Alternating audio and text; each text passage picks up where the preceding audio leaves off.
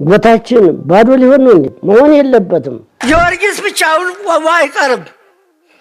ጊዮርጊስ ብቻውን ቆሞ አይቀርም።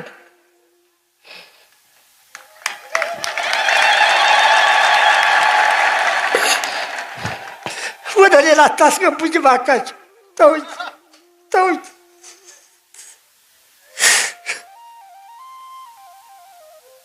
ሁላችሁም ወደ እግዚአብሔር ጩኹ። ነግሬያለሁ።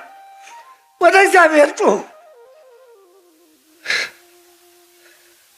ክርስቲያኖች አይታደኑም።